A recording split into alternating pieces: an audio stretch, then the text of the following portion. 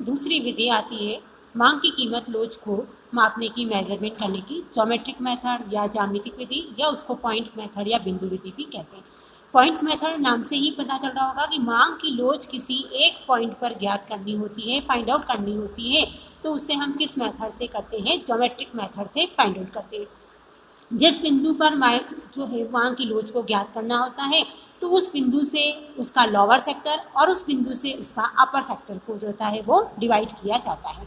तो फॉर्मूला यही बनता है। पॉइंट मेथड जो होता है कैसे फाइंड आउट करते हैं? Lower sector of the demand curve और upper sector of the demand curve, मांग वक्र का निचला हिस्सा और मांग वक्र का ऊपर का हिस्सा।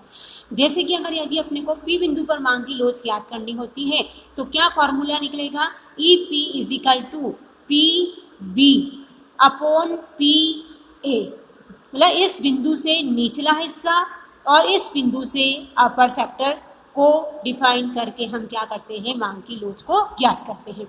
वैसा ही अगर हमें माना कि इस बिंदु पर यदि पी बी टुकड़े में यदि हमको एम बिंदु पर मांग की लोच को फाइंड आउट करना है तो क्या फॉर्मूला निकलेगा? E M is equal to M B upon M A. उसी तरह से यदि हमें बी बिंदु पर मांग की लोच को ज्ञात करनी है तो हम कैसे निकालेंगे? बी बिंदु कौन सा है? अपना ये बिंदु है। अब इससे नीचे कुछ है ही नहीं, लोअर पार्ट है ही नहीं, तो हम क्या लिखेंगे यहाँ पर? बी एम अपॉन बी ए। इस बी से लेकर के कहाँ तक ले लेंगे अपन? ओ तक ले लेंगे। तो माना कि हमें बी बिंदु पर लोच ज्ञात करनी है तो हम क्या निकालेंगे? E B is equal to, इस बिंदु से नीचे कोई पार्ट है ही नहीं तो इसको हम क्या मान करके चलेंगे? 0। और ऊपर का पार्ट क्या निकलेगा? बी, और वहाँ तक जो था वो क्या था? ए बिंदु था।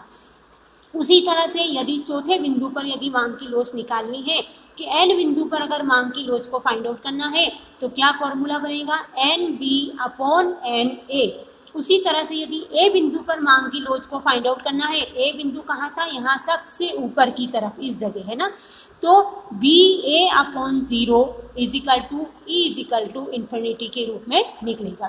तो इस तरह से मांग की लोच क्या बताती है? ज्योमेट्रिक बिंदु क्या बताता है कि जिस बिंदु पर मांग की लोच ज्ञात करनी होती है उस बिंदु से उसका लोअर सेक्टर नीचे का हिस्सा और उस बिंदु से उसका ऊपर का हिस्सा मांग की ज्योमेट्रिक लोच जो होती है वो कहलाती है।